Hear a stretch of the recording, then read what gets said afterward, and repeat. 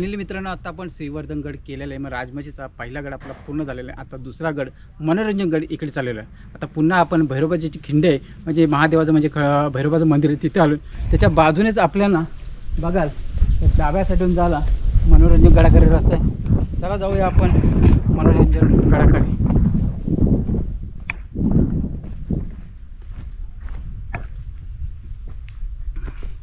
दुपारचे 2 वाजले जाता खूप थकवाही जाणवतो, परंतु हा दुसराही गड आपल्याला एक्सप्लोर करून अजून जो गोतेश्वर मंदिर आहे तेही बघायचे।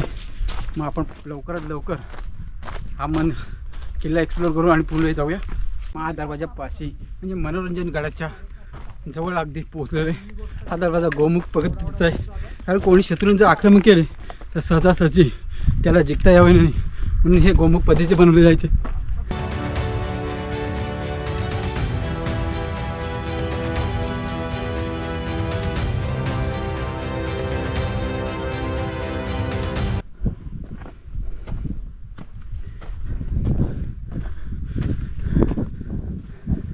हा बघा सहजासहजी दरवाजा दिसून येत नाही।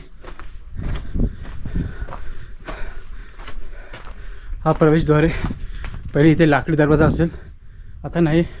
एंट्री केल्यानंतर आपल्याला दोन्ही बाजूला पहारेकरांसाठी देवड्या म्हणजे आरामासाठी रूम तयार केलेले दिसून येतात।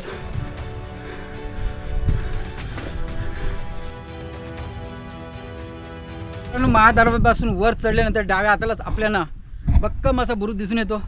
हा बघा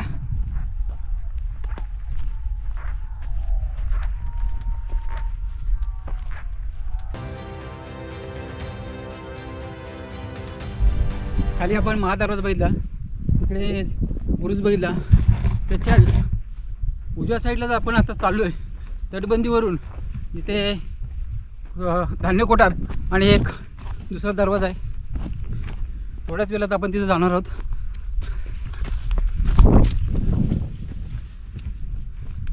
ही मनोरंजन गडाची तटबंदी आहे भक्कम अशी, आणि तो श्रीवर्धन किल्ला। असे एकूण 2 किल्ले आहेत, ते राजमाची म्हणून प्रसिद्ध आहेत। याचे बेस्ट विलेज राजमाची म्हणजेच उदेवाडी हे गाव आहे। लोणावळ्यापासून अवघ्या 15 किलोमीटरवर हा किल्ला वसलेला आहे। किल्ल्याचा हा दुसरा बुरुज आहे। समोरच आपल्याला श्रीवर्धनगड दिसतो आणि इथूनच आपल्याला आता पुढे जायचे।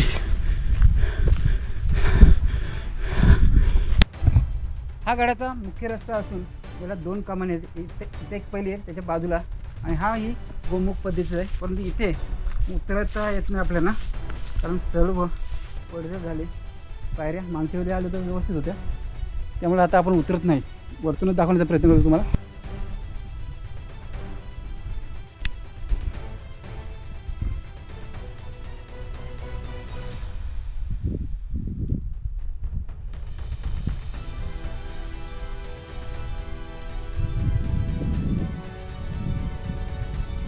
दुसरा दरवाजा बघितल्यानंतर लगेच त्याच्या बाजूला आपल्याला धान्य कोठा दिसून येते।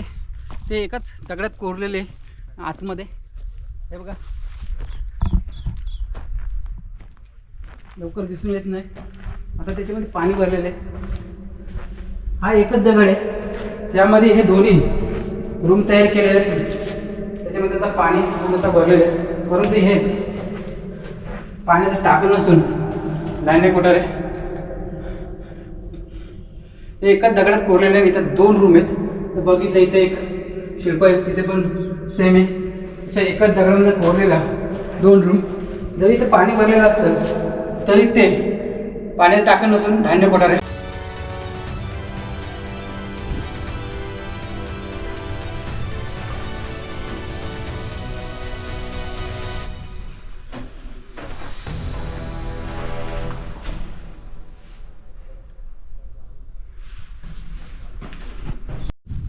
धान्य कोठार बघितल्यानंतर आपल्याला इथे मोठं असं पाण्याचं टाकं दिसून येतं। हे बघा खूपच मोठं आहे। आता आपण तटबंदीच पकडून चाललेलो आहे। पुढे गेल्यानंतर थोडं वरती जाणार, मग तिथे आपल्याला दारुगोळा कोठार आणि मंदिर आहे ते पण आपल्याला बघायचे। तटबंदीशी सरळ आल्यानंतर आपल्याला इथे एक बुरुज लागतो। हा बघा अजूनही हा बुरुज भक्कम स्थितीत आहे.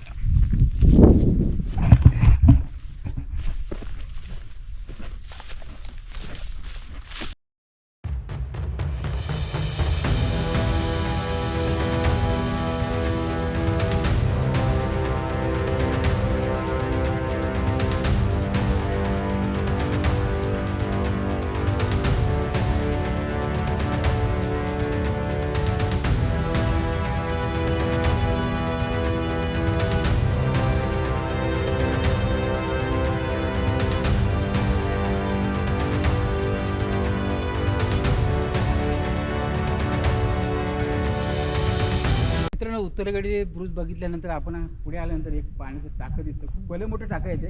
आज पाणी भरपूर आहे. मग तिथे बघायला उतरण्यासाठी त्याला त्याच्या पायऱ्या दिलेल्या आहेत. एकच कातात कोडलेला हा आयताकृती तलाव आहे.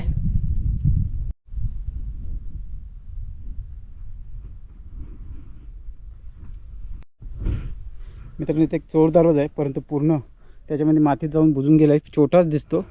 इकडे बघाल तर हा बुरुज पाणी निघून जाण्यासाठी गाळावर व्यवस्था केलेली आहे.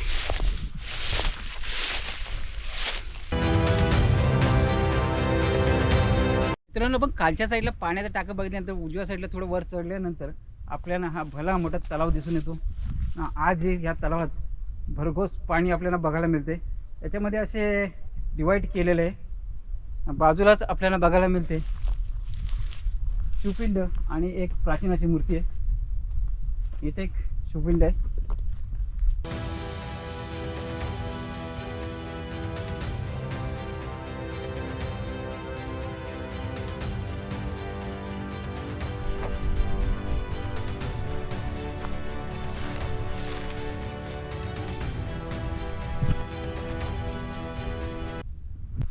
आपण तलाव बघितल्यानंतर पुन्हा पुढे चाललोय. ते ह्या काही राजवाड्याचे अवशेष दिसून येतात. हे बघा,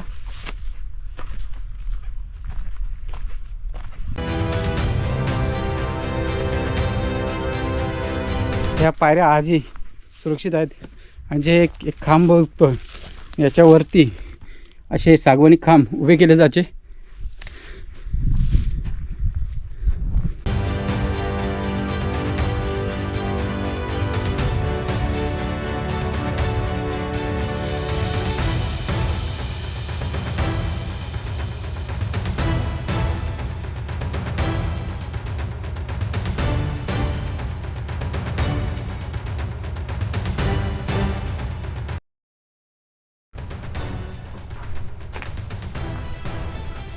हे गणेशाचे शिल्प आहे.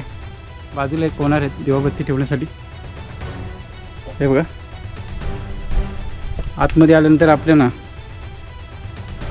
हे कोनारे दिसतात.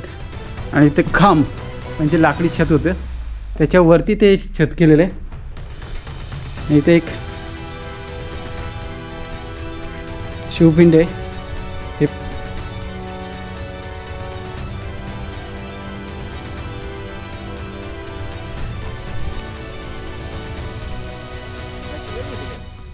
बालेकिल्ल्यातील महत्त्वाची वास्तू म्हणजे